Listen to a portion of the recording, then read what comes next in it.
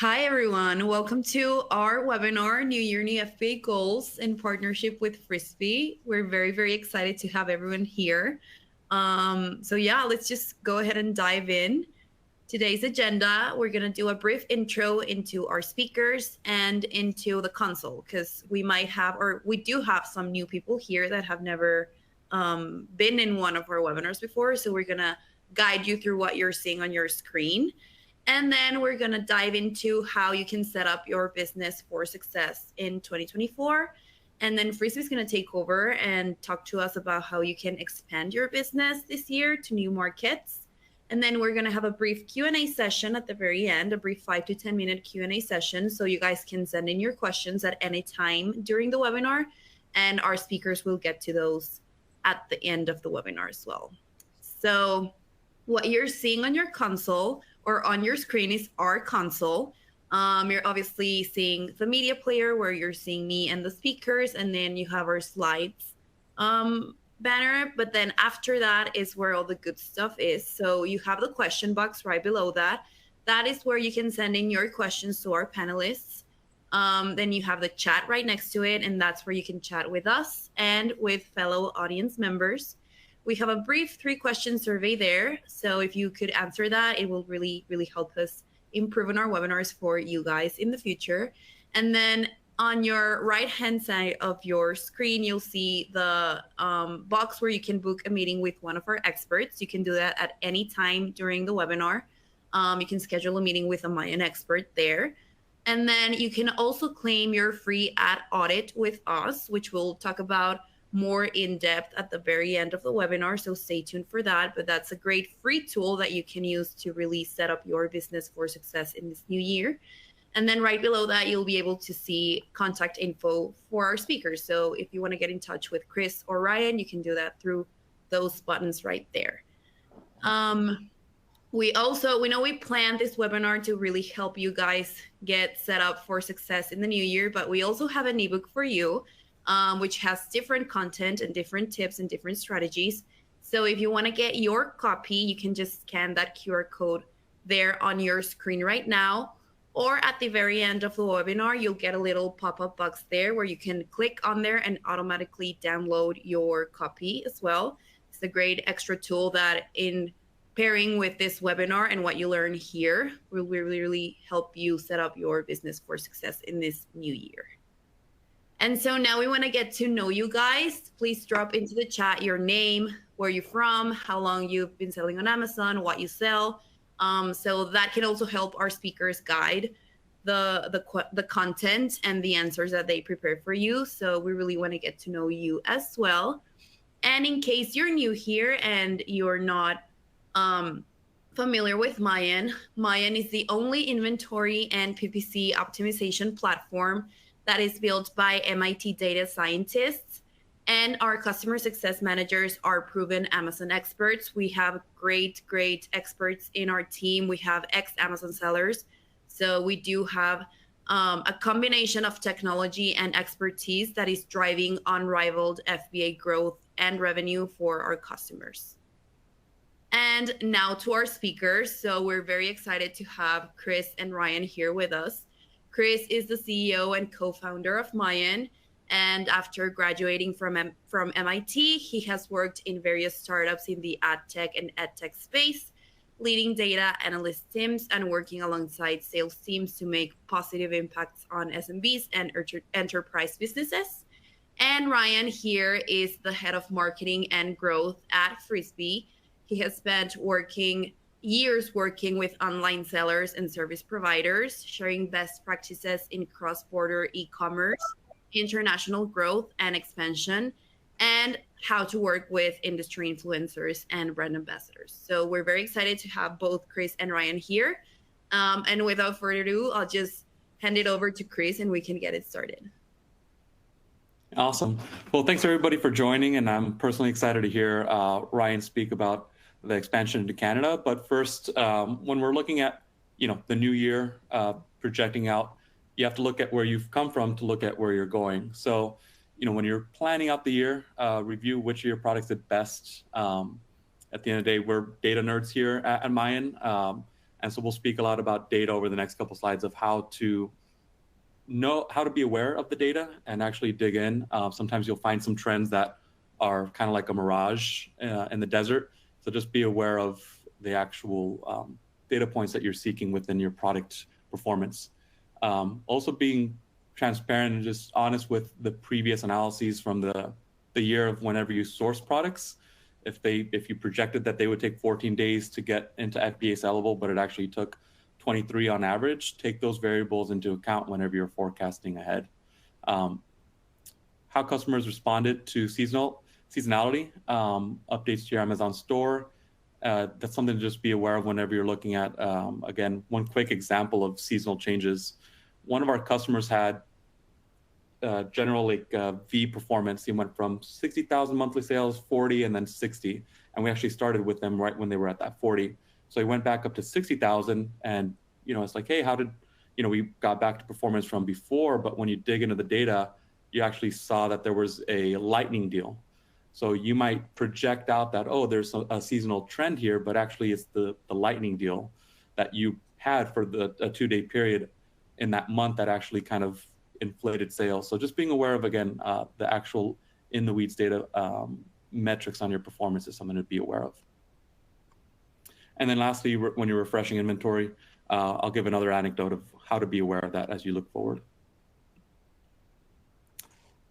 So when you're looking at your performance for products, there's a few data points. Seasonality, we kind of already touched on. Again, being aware of, yes, I'm going to be selling 40% of my revenue in Q4.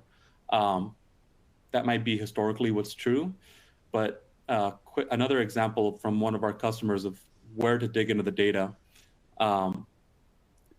Year over year, 22 to 23, customer grew 5%. All right, ideally a bit more, but then when you dig into the data and look at it on a quarter by quarter basis, they were actually kind of before we got started working together in Q1, they were 30% down year over year. Then it went down to 20% down year over year. Then they broke even. And then Q4, they were actually up 60% year over year. So the reason is, again, when you're digging into the data, all right, at top line, we grew 5% year over year.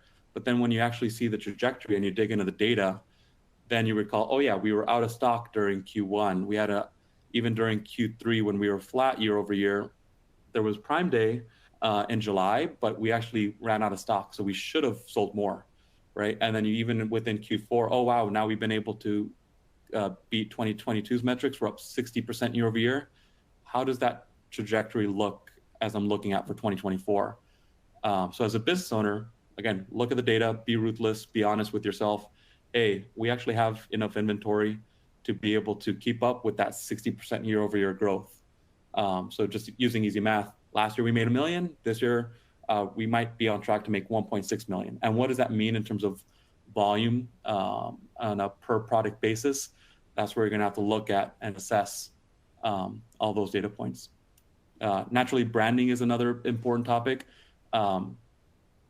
As you're launching new products, as you're identifying what really resonates within the marketplace for your customers, you're gonna wanna update your branding. So whatever are the top sellers from one year might change to the next year, and being aware of which keywords, which topics, which styles are really resonating for your products, something to be aware of as you're looking at your overall Amazon storefront presentation.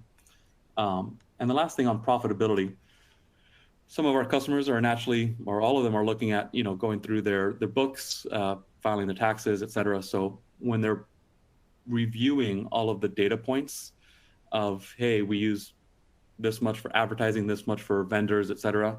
Again, you really want to be down to the dollar and being honest with yourself of, all right, where are we looking at for future growth? Which of these products should we remove? And we'll talk about that in a minute.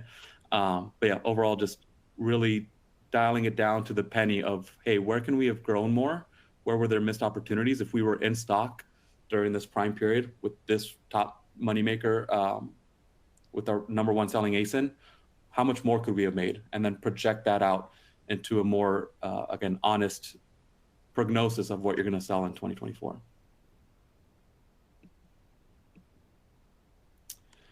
This is a tip number two, it's something that we really focus on for our customers and have conversations on, ditching products that don't take off. So, what you're looking at is slow moving inventory, products that may have sold before, and for whatever reason, maybe there's increased competition, maybe you diverted budget, etc.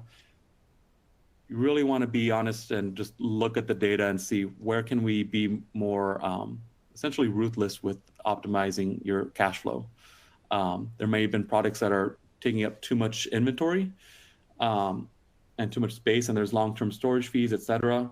There are actually recently a lot of changes in the coming year around different FBA fees to be aware of. So that's something that we should all be aware of whenever we're looking at our customers' performance. There's going to be different pricing for FBA fees around being oversized products. There's going to be a 3% decrease on fulfillment fees in April 2024 that's being projected out by Amazon. So there's a lot of different data points that are coming up ahead that you can take into your analysis as you're projecting out your 2024 performance, which products maybe they're break even, but if you were to reorder in a larger quantity, maybe the cost of goods sold will come down on a per unit basis. And then from that, you can then inject that latest data point into your advertising strategy so that you can be a bit more aggressive and grow that product to the right thresholds to take it from break even to profitable. So again, it's not just, hey, let me look at the data and that's it.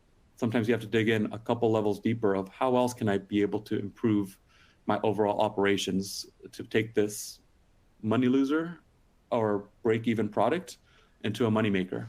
So again, look into the data as much as possible and be aware of context. I just got a question here that would be good to take now. How bad does it hurt your account when you run out of stock? That's a good question. There's a lot of, I think, rules of thumb of, hey, if you're out of stock for like 2 weeks, it takes maybe a month or so to get back up. It really depends on how quickly you're able to get back to that sales velocity. We actually have some analysis on Prime Day that we're going to make public soon, but as a sneak peek, taking into account the sales velocity that goes higher, obviously, around Prime Day period for most customers, the organic percentage of your sales actually increases the week or two after, which makes sense. Again, you were able to advertise a bit more, sell a lot more during the Prime Day period, and then afterwards, your overall velocity is higher, so you're going to rank better. So when you're looking at, how badly does it hurt my account when we go out of stock, it really depends on how were you trending before, and if there is a one-day dip, how quickly were you able to get back towards that velocity? Because if it's quick and you're able to get back to the velocity, it'll be a minimal impact. But if you're going to be out of stock, as some of our customers have, for one of their products for up to a month, then it's going to be a little bit of a restarting period there. Yeah, great questions, and we'll get to a couple more that just came in. So how to begin? I already touched on it. Review your sales from 2023. Again, dig into the data. Like I mentioned, if you're just looking at top line, that example, we went up 5%, let's project out 10% this year. That's not going to be accurate to what was most recently happening in Q4, where we were able to increase our customer sales up towards 60% in this one example. So again, as a consumer, as a business owner, you're going to want to think about how likely those consumers are to enjoy your products at that growth rate of 60%, or do you want to take a blended approach? Hey, let's 5% top line, 60% in Q4. Let's aim for 30%, and then we'll iterate in Q2. So again, just depends on your overall timeline of how quickly you're going to be reordering your products, etc. One question came in here. What is the importance of Amazon storefront for your brand? And do you have any strategy to get more followers? That's actually a great question. Within the storefront, that we've actually seen the conversion rates can be anywhere from 20 to 50% higher on the Amazon storefront, which is due to the fact that there are fewer competitors, right? So on your product detail page, whenever you're advertising, there's going to be either your products, if you're looking for defensive campaigns, and or your competitor products are going to be right under there. But whenever somebody clicks on your storefront and you're actually be able to then see all of your brand's products, they're going to convert at a higher rate because they're looking at your specific products. And they're very intentional at that point when they're looking at your storefront. So it's very important to build out your storefront, one, and then two, keep iterating it to show the top level, the top performers, top selling products on there.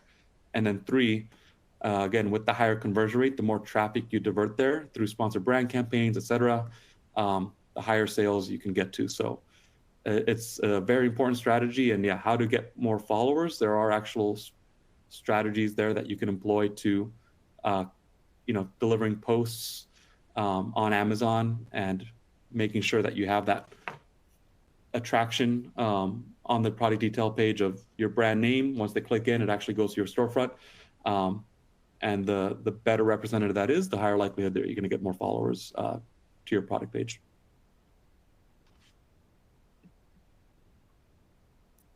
So another data point that we'll be talking about, reviews, again, making sure that we're taking into account that there's actually an ability to remove some negative negative reviews on your account.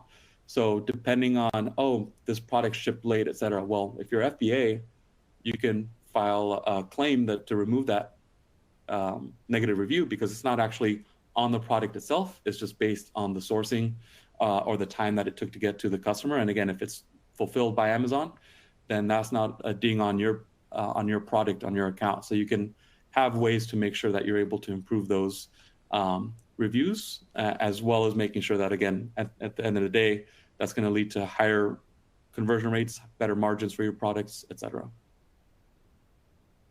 And then lastly, letting remaining stock sell out. We'll actually be talking about that in a minute. So projecting out to this year, obviously right now it's an important period with the Chinese New Year coming up, factory shutting down anywhere from 2 to 6 weeks. So for some of our customers that do source out of China, it's critical to be ahead of time. And the time is now to basically be, it might have actually been probably weeks ago to get that all in, but if you haven't already updated that, that's an important point. Another variable to look at when you're looking at this year is for some of the products that didn't sell through well. That's when we have conversations with our customers and just, again, having an honest take of, hey, here's where the margins are at. Is there interest in continuing to give this product more time, more resources, or should we liquidate, try to get that inventory into cash flow and just call it a day with that product? And hey, if you want to restart it later, change the product, you can always relaunch it with a different variation, a different SKU, and have that new product launch that'll be able to help your the actual restart of that product improve better and perform better in the next iteration. But you have to be honest with yourself of, hey, love your products, but if this one's not proving well, there's a low rating, it's going to be hard to overcome and turn this around, then it might make sense to sunset that and then just restart from scratch down the road at the appropriate time. Again, just depends on your overall business goals, your business metrics, and your financial health as a company. So I'll pause there. There's some more questions, but we'll save some of those questions for later on. Definitely want to allocate more time towards Ryan Cramer and learn a little bit more about Frisbi. Hey, thanks, Chris. I clicked. I'm click happy already. Those are all great tips, and I hope if you're new as an Amazon seller, you're just getting your foot in the door, or maybe even like your first year, that last tip is actually super important. I would like to add on to Chris's tip and say, quality control your products right after the Chinese New Year. Here's the reason why. A lot of your quality or new people, when they come back from the New Year, they're actually going to be training new employees, and there might be different tweaks to your product. It depends on the kind of product you're obviously selling online, but it could be a fabric, it could be an electronic, it might be even just a very specific thing that might be off, whether it be the dye or the quality they use.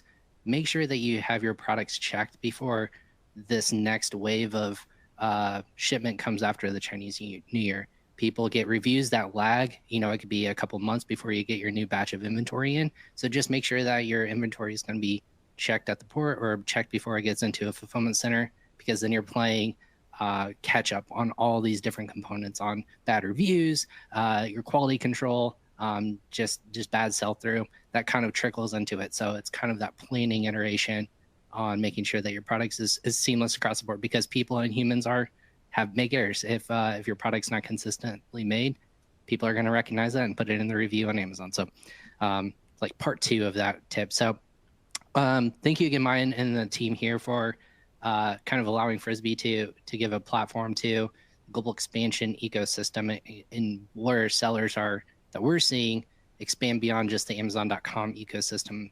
That's in the Amazon ecosystem and their marketplaces. And we'll touch a little bit about that. But just to kind of kick off the things, how's your business really doing in 2024? Every event I'm at, people ask me the question, is it really worth it to expand outside the .com ecosystem? My business is doing just fine.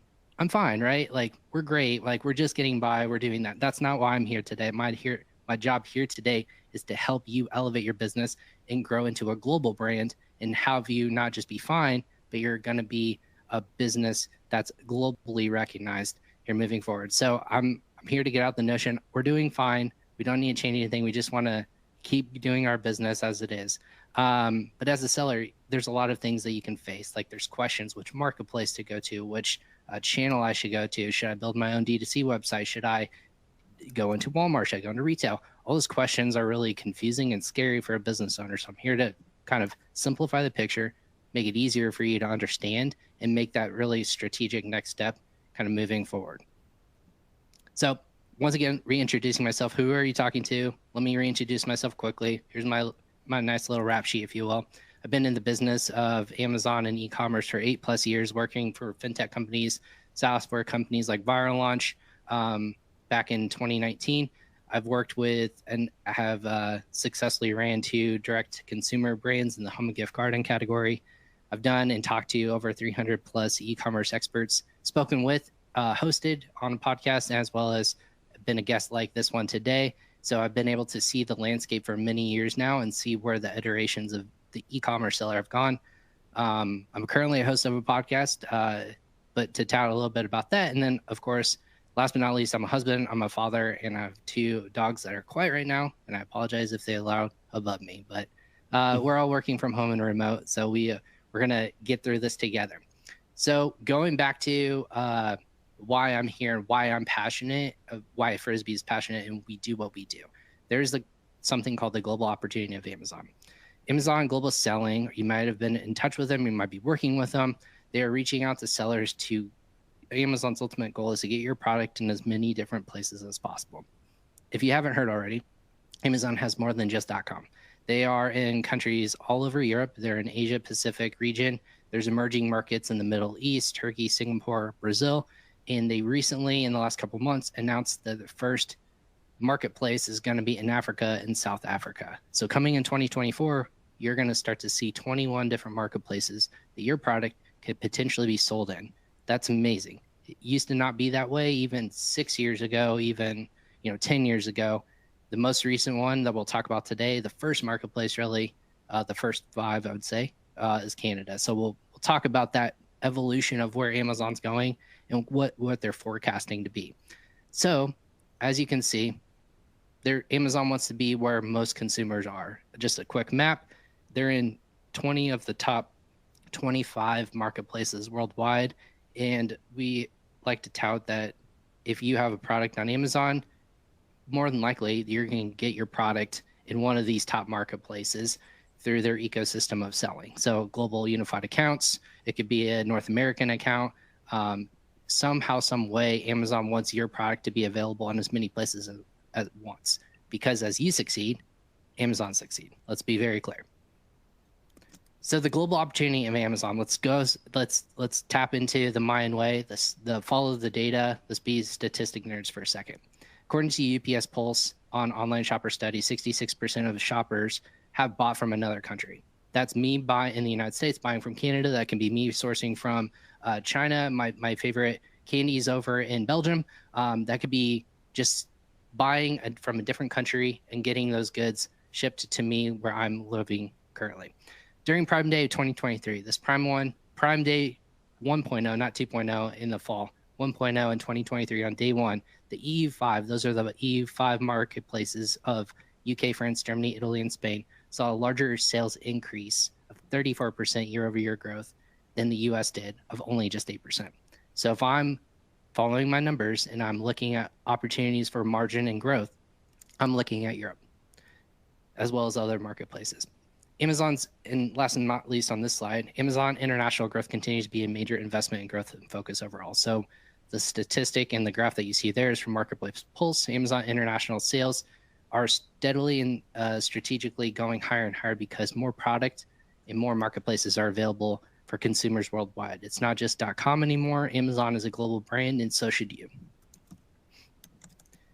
The global opportunity for Amazon, again, going on with maybe here in the North American kind of shrinking down the statistics, if you will, of 45% of Amazon sellers operating in the United States marketplace operate in at least one other international marketplace. So if you're not already a part of that cohort, more of the top sellers are experimenting and they're actually growing their brand in more than just one marketplace on Amazon. And in 2023, 50% of Amazon sellers surveyed plan to explore selling in a new global markets, up from 25% in 2022. And that's according to the great people over at Jungle Scout and their seller survey that they coordinate across thousands of sellers and where their focus is on for the year ahead.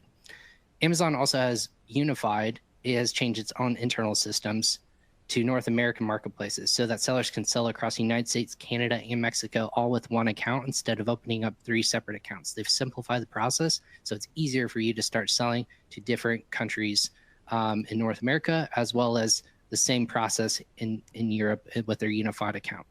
But before 2018, that was not the focus. It was you have to open up separate accounts in different marketplaces and have to have everything separately. But now it's easier and more simple for you to start growing your business internationally.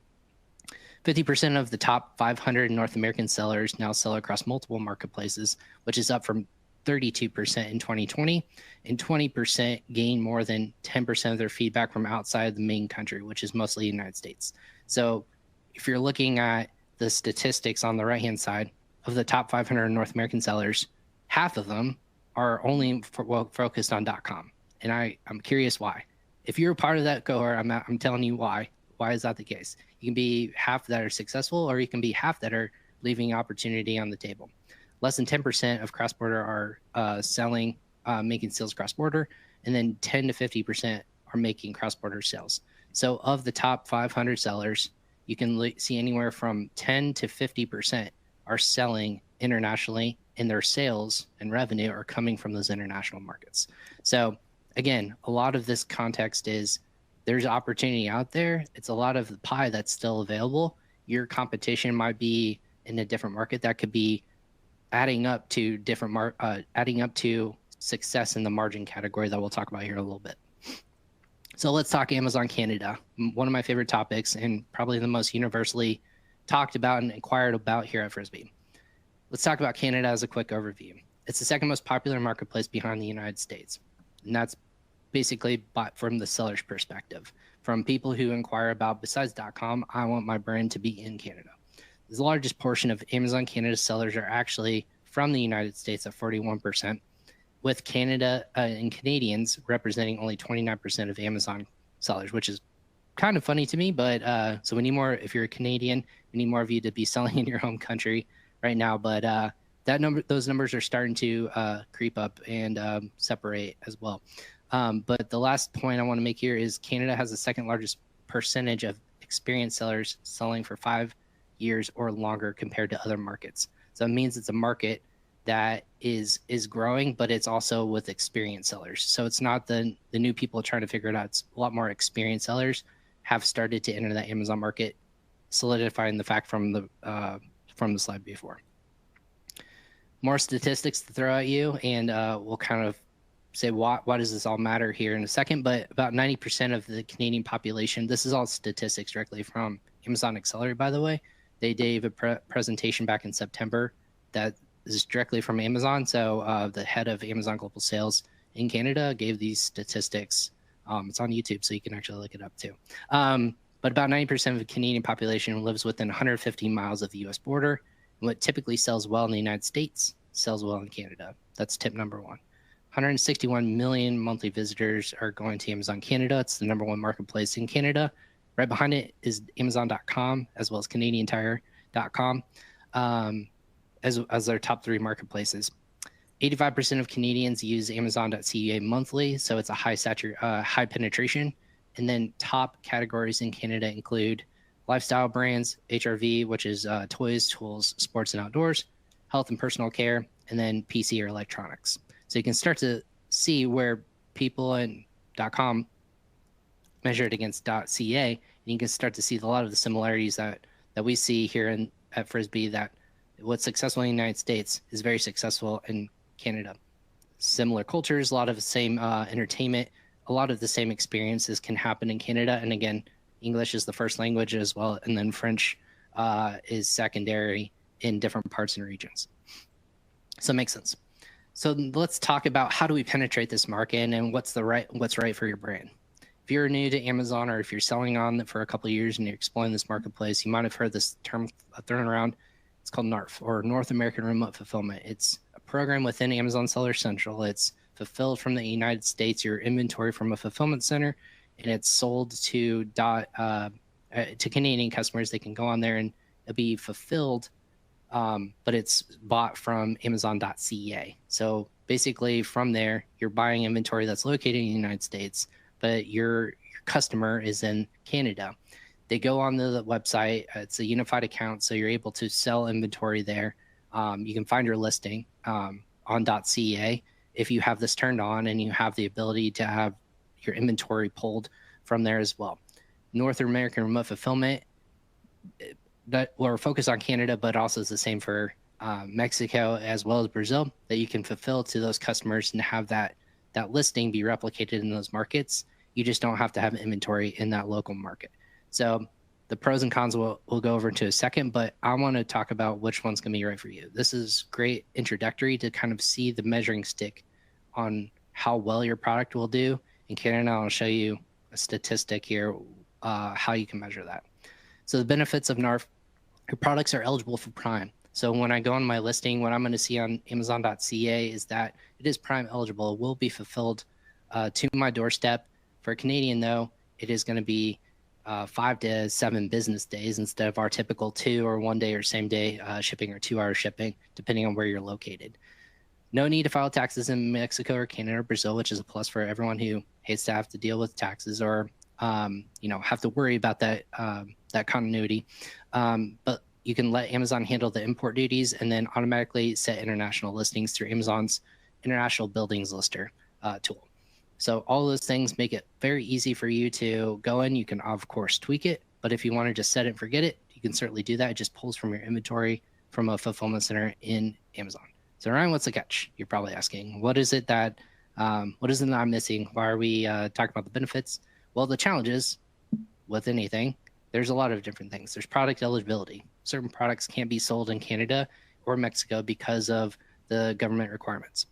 There's import duties for customers. So if I'm that same customer who's trying to buy my widget that I'm selling here in the United States, the end customer actually will get a notification above the shopping cart that will say, hey, it's a line item that says your import duties and taxes that you as a customer have to pay for. They have to pay paying that extra tax to get your goods across the border. So us in the shipping industry, we like to call it DDU, or duties and taxes unpaid. Somebody has to pay the taxes for that good to get from one country to another. In NARF's case, it's the end consumer that's paying it, not you.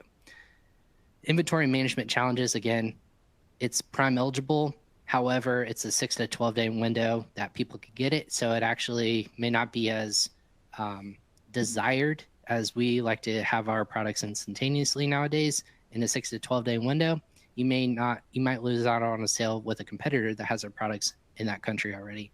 And of course, with anything on Amazon, with convenience comes cost, higher fulfillment and shipping cost. If I'm sending across border, your fulfillment and referral costs are actually quite high to be fulfilled there. But so your margins will be a little bit lower. However, so you have to kind of balance the two. We have to use your numbers to make sure that you're profitable when selling into those markets and not selling just to just sell it and not create some sort of profit from this. And of course, return logistics. If you have a return, which you will, every seller does, Amazon will not resend it back to a different country. It's another high expensive cost to get it consolidated, either repackaged or relabeled or resold. Being able to be resold, it's a headache and it's a costly expense if you're a part of the NARF program. Let's fun fact, kind of going back to, hey Ryan, we get this all the time.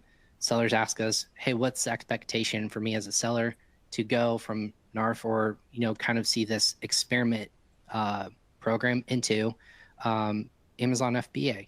Well, according to Amazon Global Sales directly, their sellers can expect anywhere from a 4 to 8x lift on average when you switch from NARF to Canada FBA. And I'll tell you why here in a second. But that is statistics that they're seeing sellers see 8x lift on your sales if you're a part of NARF and you switch over to selling directly into Canada with the help of Frisbi, but we'll get there here in a second. So that's a really big opportunity for margin lift and to grow your sales moving forward. Advantages of using FBA in Canada, as we all know, in .com, it is the bread and butter you must do. It's not a requirement, but it's a requirement for you and your ranking juice.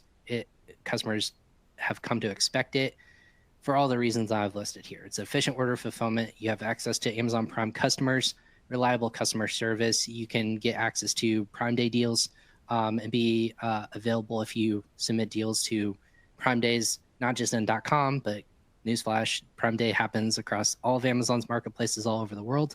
So when Prime Day hits and you see your sales happen here in the United States, they still also happen all over the world. So think about that lift that you can see in .com. Think about that across many marketplaces around the world.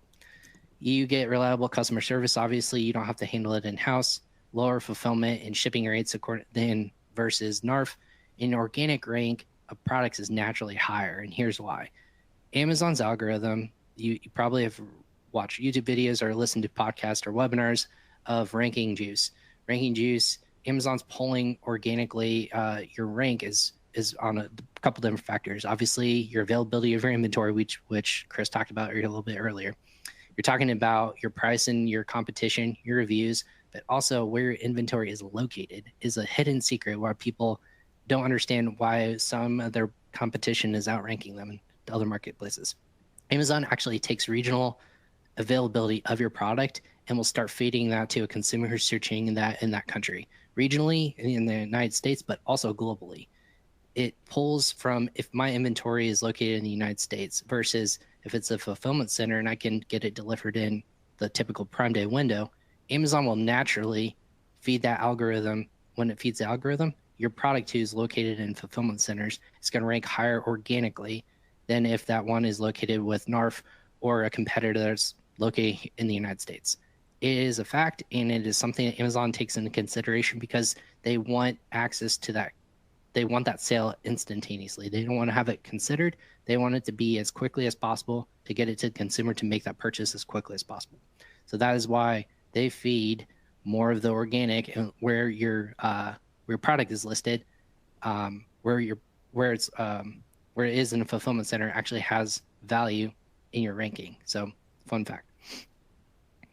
Considerations when using FBA in Canada. Storage fees and additional costs. Obviously, storing your products in fulfillment centers incur storage fees. You saw a recent release on Amazon's new 2024 releases, and that they're switching more into a long-term storage solution, and they've even stopped building fulfillment centers for a while in 2023. They've, again, increased in 2024. But Amazon doesn't want your product to sit. Neither do you. In the longer your product sits, we talked about stale inventory, you're actually getting hit quite extensively. There's break-even points for how long your product can sit there, and it's just going to burn money in your pocket if it sits there longer than a certain amount of time. Again, that depends on the size of your product, what kind of product it is, and just in general, all the different components of how large and how much space you're taking up. But Amazon's made moves with the inventory management tools. They've done capacity limits that everyone here has probably heard of and have to deal with constantly. And the capacity limit manager now that you have to bid for more capacity to be able to sell more products in general. So again, all these different things lead to the very simple notion. Amazon doesn't want your product to sit. They want fast sell-throughs, and they want consistent influx and input and output in their system. So demand of your product might be lower, obviously with these kind of things, but you have to know the velocity. That's the biggest measure that you can possibly measure. So considerations also, competition, first to market does matter. If your product does well in the United States, obviously look at other natural lookalike audiences, whether that be in Germany, UK, people who culturally look for your products. Start doing your research and utilize Amazon's product opportunity explorer tool that actually gives lookalike audiences and you insight onto different marketplaces in their ecosystem. Start doing that quicker, because the first mover advantage does give you, again, ranking juice, and it gives you the opportunity to kind of hone in on market, adding to your overall revenue for your business. So how does Frisbi come into play here? Well, we've made it all those different kind of components. We talked about large picture, kind of breaking down the marketplace and which programs to help sellers succeed. Now Frisbi, we kind of are those, I call us a snowplower. We're kind of paving the path, if you will, kind of clearing it so that any of these markets that you want to kind of conquer, Frisbi's here to guide the way. So we do a lot of consultancy, but also have a lot of solutions and software that help people get their goods into those marketplaces, so you can take advantage of all these positives that I've just touted about. So what we do is we have discounted small parcel pallet shipments to FBA and 3PLs all over the world. We help with NRI registrations, import of record, customs clearance of your goods. We help with tax setup, which is a nightmare. No one wants to do that by themselves, believe me. Trucking in US and Canada, and then also international returns. So all those components we talked about, Frisbi's here to help guide you through that process, but also support you with our services. I have a bunch of resources that we are constantly doing research. Like you'll see with Mayan, they do the research in the PPC side of things. We do ours in the international audience in the seller side of things. So we have lots of one-on-one expansion meetings to assist with sign-up process to answer any questions that people do, and it's free. So if you have questions about how to get in Canada, we will sit down, we will show you based upon your product, we'll look at your storefront, and we'll show you how to be able to simply how to navigate the Canadian market or whatever market you're looking to get into.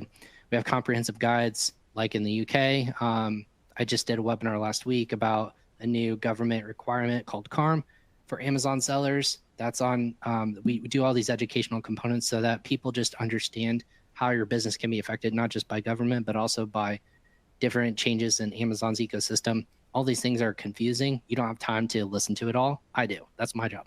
And then we have guides that help you understand what's the right kind of program for you. I did one for Europe. I've done it for Canada, and we will continue to grow in each market and really highlight the positives, the pros, the cons, obviously the strengths and weaknesses. Is a certain marketplace in Amazon going to replicate your .com?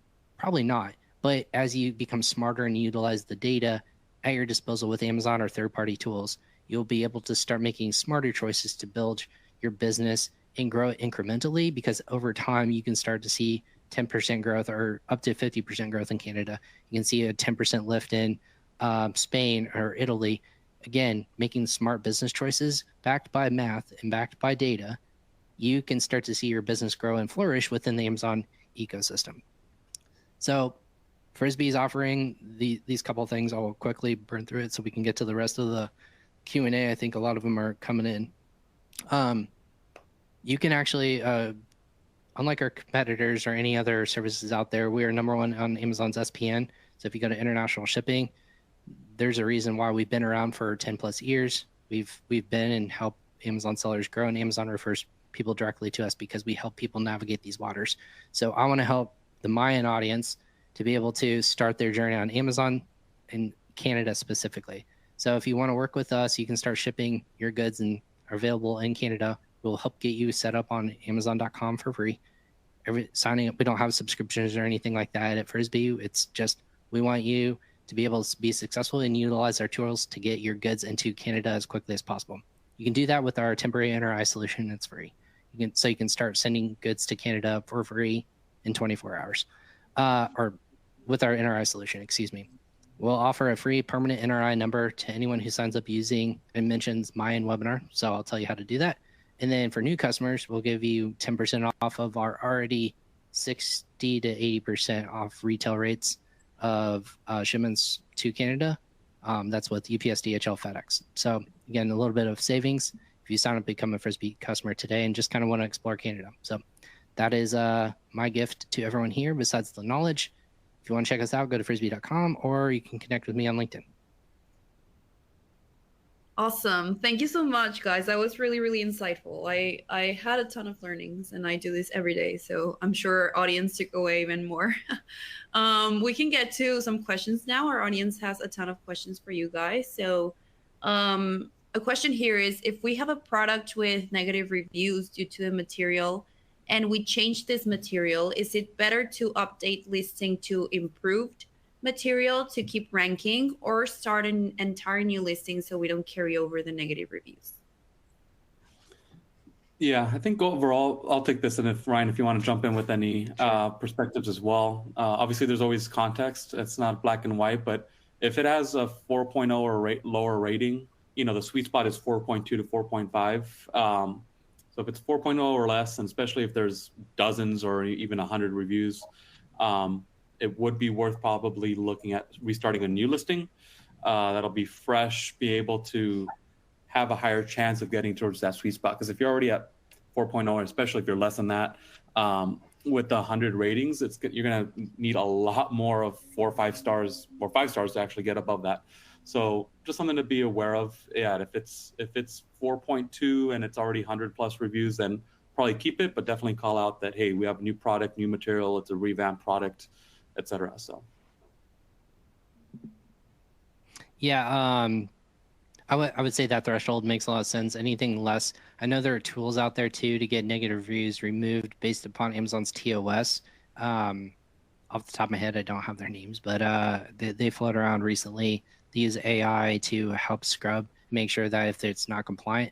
Again, these are things that that us in the service industry, we're trying to help sellers who people like are trying to hurt other sellers, or are really just like trying to find an improved way to like make sure that they're protected. So I've heard good things about them. I know it's off the top of my, I can't for the life of me remember the name of the company, but again, based upon Amazon's TOS, if it's a review that is against it, you can get that removed, I believe for free. But with the service, obviously you can pay and someone else can do it. So, but yeah, anything less than 4 is kind of detrimental. I know like there's the arbitrary psychology of a customer. Amazon's made up 5 stars.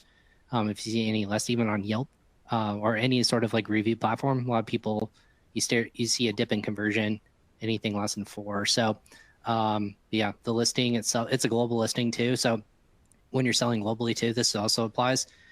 Reviews carry over. If you create a listing using Amazon's international listings tool, it pulls your reviews globally. So global reviews pull to new markets when you launch by utilizing those tools. And then once you have legs, your localized reviews actually will pull from just that country. But until then, it pulls from countries all over the world. So in different marketplaces. So if you have that lingering, it can possibly affect your expansion into different marketplaces as well. So think about that as well. Yeah, awesome. And somebody else just asked a related or relevant question as well. Do damaged goods count for FBA review removal? So it goes back to the previous comment where, yeah, if it's not about the product, but it's about how it got there, how long it got there, and if it got there damaged especially, then as long as you're an FBA seller, then that's all up on Amazon. That's due to Amazon. So you can actually have the opportunity to remove that low review, because again, it's on Amazon's end, it's not on your end as a business. Yeah. So once it leaves your warehouse or factory or whomever you're sourcing it from by an Amazon partner carrier or whomever, it's out of your hands, and you can file claims and get money back. There's tools again that help with that, but yeah, that would be on Amazon, anything within their ecosystem. So if you send 195 show up, Amazon is liable for reimbursing you for those 5 units as well. Awesome. We have another question here how do we send inventory to the different marketplaces, specifically Mexico and Brazil? Do we need to register? I'm sorry. Do we need to register in these marketplaces?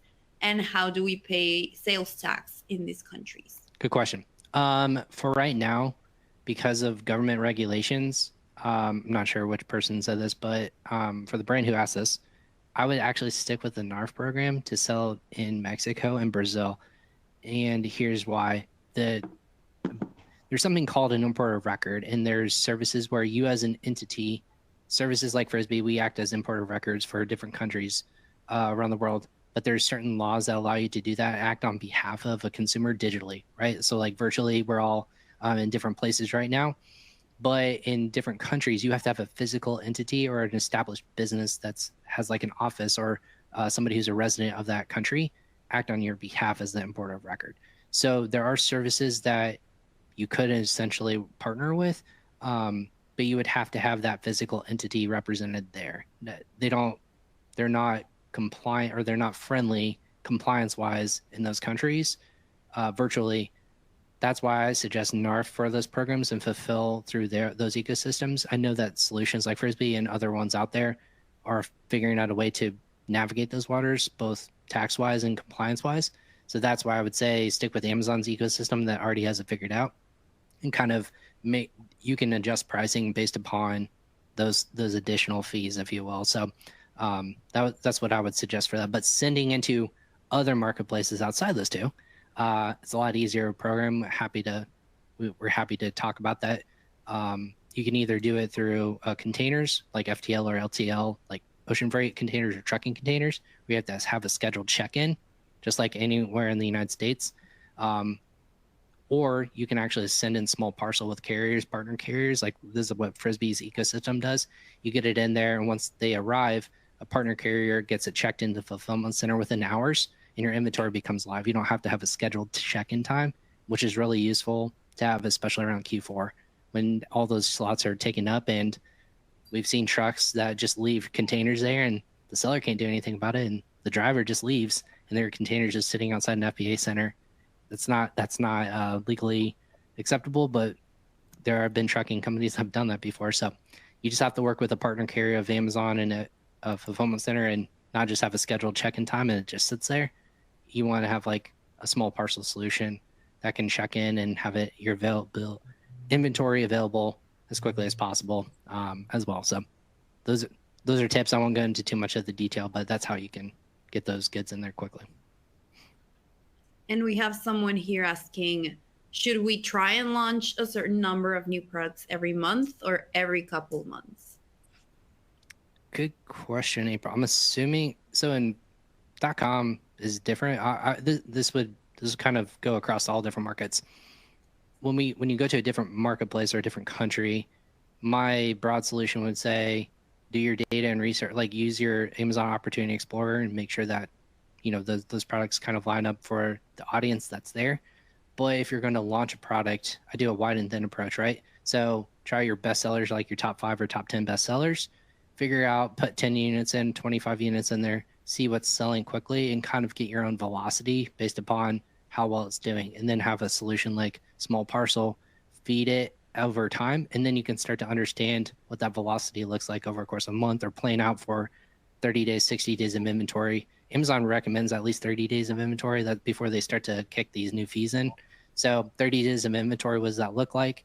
And start to get your own data and metrics under your forecasting solutions, whether you're using like Mayan or another software solution. Those are the kinds of things you want to forecast for. But wide and thin approach. And then if they're not selling through, you have only a few units in there that you can just let die out, like we talked about earlier. Or you can start to test and do that ecosystem, and then feed the beast that's taking off, and kind of ignore the ones that are, and get rid of the ones that are not taking off. So that would be our suggestion. Awesome. And then tied to that, Robert here is asking, is Frisbi familiar with attaining a health certificate for companies that want to sell animal-based whey protein products in the UK? Yeah. So we work with compliance companies. Depending on the country you're in, it's going to have certain certifications that you need. We point people in the right direction.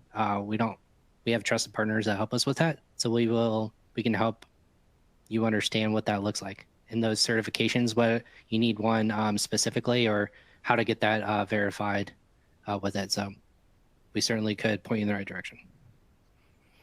Awesome. And we have many questions here. We are running a bit short on time. So if you still have questions, please feel free to find Ryan and Chris's contact info in the speaker bio box that you'll see on your screens. You can email them, or you can schedule a demo with either us or claim one of the free or of one of the promotions that Frisbi is offering you guys, so that you can clear up any doubts that you might still have. We do want to talk a bit more about the free audit that might help some of you clear any of these doubts that you have. So what's an Amazon advertising audit? So what we do with whenever you claim your free ad audit with Mayan is our experts here take a multifaceted approach in auditing your advertising to ensure that you are getting the most organic and ad sales for your budget. So we take a look at things like your types of products, your keywords, your campaign structures, your ACOs, your TACOs, and your ROAS. And we provide you with a 20+ page report with recommended opportunities to reduce your budget while maintaining your same sales, or even 2xing or 3xing sales within your same budget.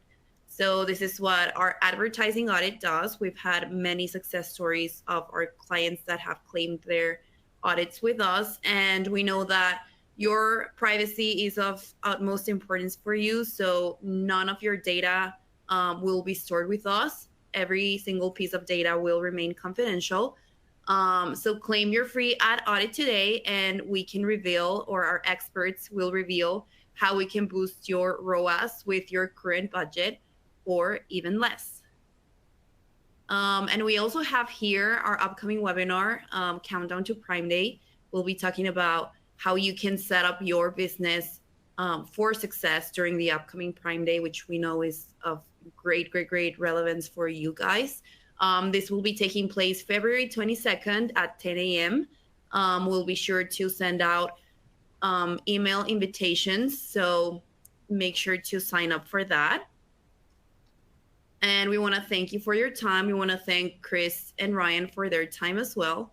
And yeah, if you guys have any questions, please just let us know. Just email us. We're here to help, and Frisbi's here to help as well. Thanks, Chris. Thanks, Ryan. Thank you. Thank you all, everybody.